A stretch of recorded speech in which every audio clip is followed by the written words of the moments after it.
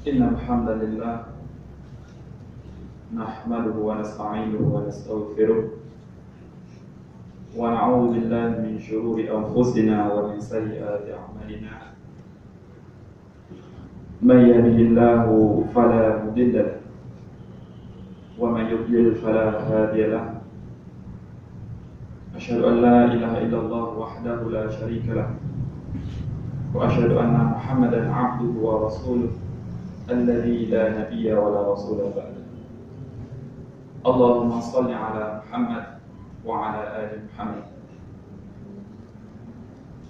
قال الله تعالى في القرآن العظيم بعد أن أعوذ بالله من الشيطان الرجيم يا أيها الذين آمنوا اتقوا الله حق تقاته ولا تموتن إلا وأنتم مسلمون. وقال رسول الله صلى الله عليه وسلم اتق الله حيثما كنت واتبع السيئة الحسنة تمحوها وخالق الناس بخلق حسن. وقال من سلك طريقا يلتمس فيه علما سهل الله له طريقا إلى الجنة. Ma'asyiral muslimin yang dimuliakan Allah Subhanahu wa taala. Segala puji bagi Allah Subhanahu wa taala. Jangan pernah lupa untuk mensyukuri setiap nikmat yang pernah diberikan Allah Subhanahu wa taala kepada kita.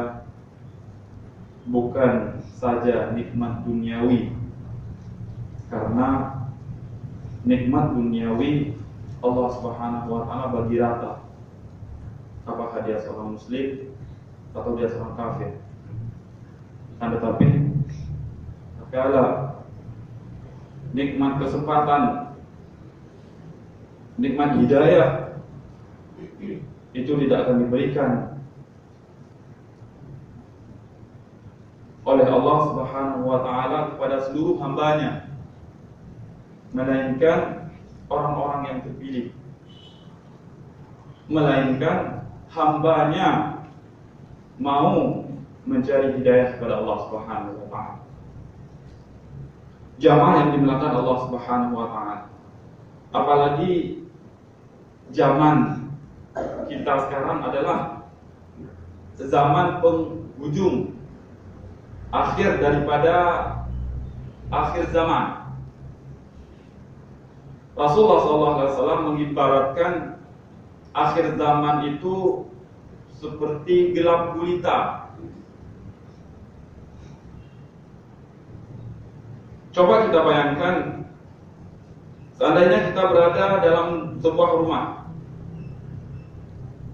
kemudian lampu mati, gelap gulita terasa. Untuk menuju ke dapur, mungkin kita harus tatih-tatih, harus pelan-pelan. Baik tekuk meja, baik tepeh kursi, baik pinggan, baik redak meja. Menansyid akhir daripada zaman yang kau rasakan olehnya. Fitnah yang begitu besar. Kalaulah bukan dengan hidayah, kita pasti akan tersesat. Kalaulah bukan karena petunjuk daripada Allah Subhanahu wa taala yang masih melekat pada diri kita pada saat ini, mungkin kita akan menjadi orang sesat. Hidayah Allah Subhanahu wa taala tidak akan diberikan kecuali kita mencarinya. Baik harap peh tahu di rumah mentah dengan alasan Allah belum orang untuk hidayah. Tidak akan pernah sampai hidayah di model lainnya. Tetapi kita mencari hidayah Allah Subhanahu wa taala. Bukankah Allah sebutkan dalam surah Al-Anbiya, orang-orang yang mendapatkan kebaikan, orang-orang yang mendapatkan petunjuk siapa? Yusari'una fil khairat. Orang yang bersegera dalam kebaikan.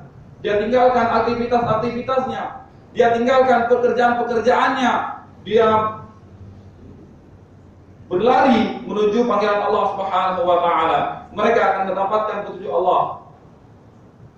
Dia tinggalkan semua aktivitasnya, dia pergi untuk menuntut ilmu, dia akan mendapatkan hidayah Allah Subhanahu wa taala. Jamaah yang dimuliakan Allah Subhanahu wa taala. Semua manusia itu butuh hidayah. Baik merasa sang lu gak butuh, sehingga lu hendak lepas minta ana lepas koyak berat. Apapun profesi kita, apapun kegiatan kita kita butuh hidayah. Nabi pun senantiasa meminta hidayah. Bukankah di antara doa Rasulullah SAW, Allahumma inni as'alukan huda. Ya Allah, aku meminta kepadamu, berikan petunjuk kepadaku.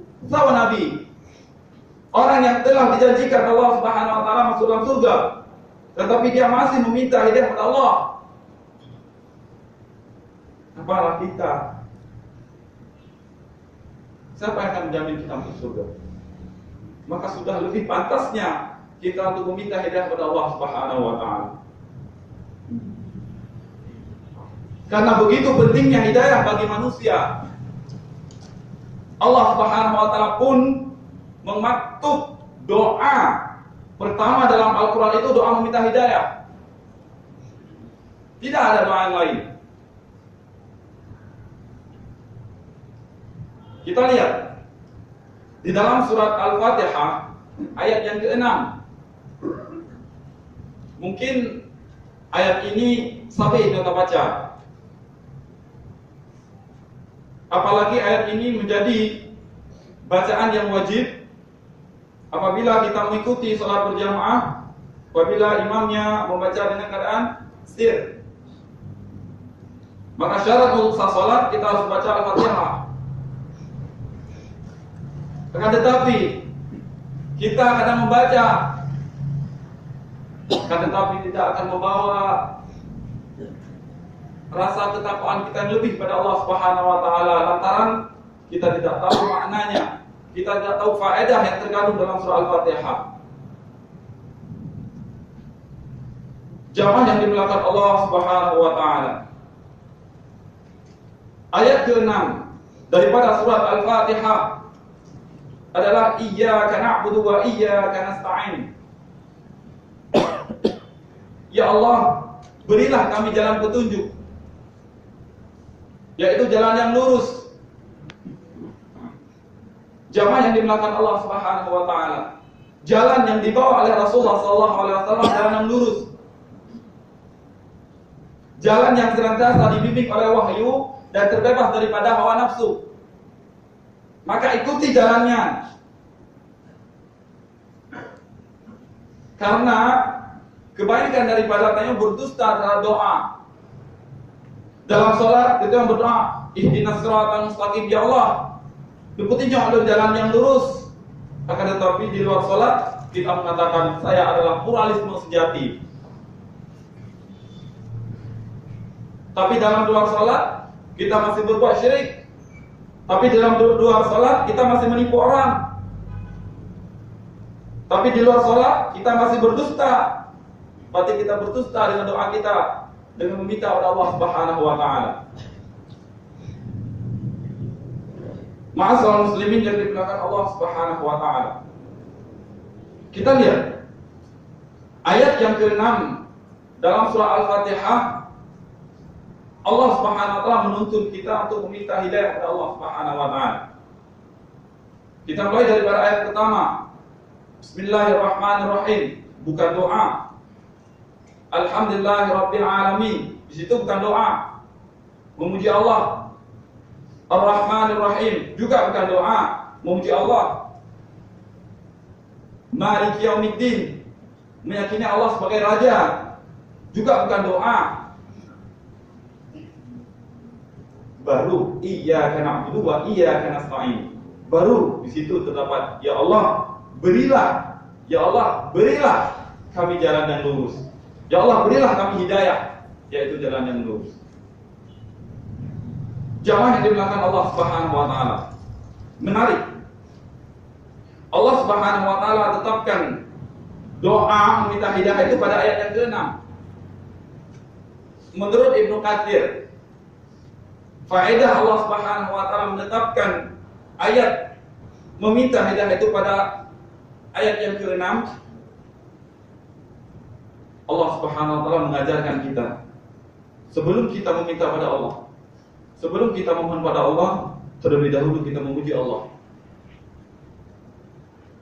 Kita lihat ayat pertama, kita lihat ayat yang kedua, penuh dengan pujian-pujian Allah.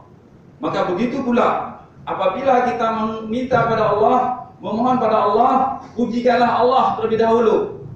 Pujilah Allah Subhanahu wa taala dengan sifat-sifatnya yang baik dan agung. Dengan mengatakan ya Rahman, ya Rahim, ya Aziz, ya Ghaffar. Pujilah Allah Subhanahu wa taala, jangan buru-buru minta. Karena yang diajarkan Allah adalah sebelum kamu meminta pada Allah, maka pujilah Allah Subhanahu wa taala terlebih dahulu. Adab, harus ada adab kita memohon pada Allah Subhanahu wa taala. Di antara adab berdoa yaitu mengangkat tangan. Akan tetapi ada beberapa cara kita berdoa pada Allah Subhanahu wa taala. Yang pertama, tidak mengangkat tangan. Kapan seseorang berdoa pada Allah Subhanahu wa taala dengan tidak mengangkat kedua tangannya? Tatkala dia dalam posisi sujud, dia tidak boleh mengangkat kedua tangan. Kemudian posisi tasyahud juga tidak boleh mengangkat kedua tangan. Kemudian mengangkat tangan. Kapan seseorang mengangkat tangan? Tatkala dia meminta hajat, kebutuhan pada Allah Subhanahu wa taala, maka angkat tangan. Setinggi manakah kita mengangkat tangan dalam doa pada Allah Subhanahu wa taala? Sebagaimana hadis riwayat daripada Ibnu Abbas, yaitu sejajar dengan bahu. Sejajar dengan bahu kita mohon pada Allah Subhanahu wa taala.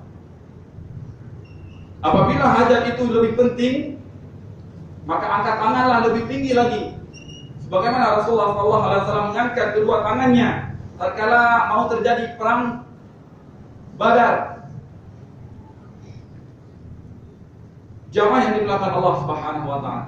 Sebelum meminta pada Allah, pujilah Allah Subhanahu wa taala. Pujilah Allah Subhanahu wa taala dengan sifat-sifatnya, dengan nama-namanya. Jamaah yang dimulakan Allah Subhanahu wa taala. Begitu pentingnya hidayah dalam hidup kita, sehingga Ibnu Qayyim menuliskan dalam kitab beliau, ada beberapa sebab yang seharusnya manusia senantiasa berada dalam hidayah Allah Subhanahu wa taala. Yang pertama, manusia itu bodoh. Manusia itu bodoh. Manusia yang bodoh dia butuh hidayah. Sehingga tatkala dia memohon pada Allah, Allah berikan hidayah kepadanya, sehingga dia meninggalkan kebodohannya, dia mengikuti hidayah Allah Subhanahu wa taala. Tatkala dia meminta hidayah dari Allah Subhanahu wa taala, kemudian Allah meringankan kakinya sehingga dia mampu untuk berjalan menuntut ilmu. Ketika dia bermohon pada Allah, Allah Subhanahu wa taala menyehatkan badannya. Allah mempersilahkan dia untuk menuntut ilmu, jalan menuju hidayah pada Allah Subhanahu wa taala. Itu yang sebab pertama, kenapa kita butuh hidayah. Yang kedua, kenapa kita butuh hidayah? Karena boleh saja apa-apa yang kita yakini sekarang itu ternyata salah. Saya jamin, yang kalian tak buat lain yang menjadi sebuah titik kebenaran. Siapa yang bisa menjamin? Tidak ada.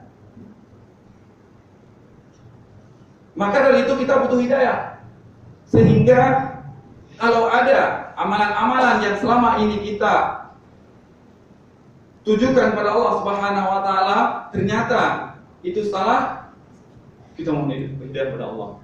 Kita mohon petunjuk pada Allah sehingga kita meninggalkan amalan itu, kita kembali kepada hidayah Allah Subhanahu wa taala. Kita kembali kepada jalan kebenaran.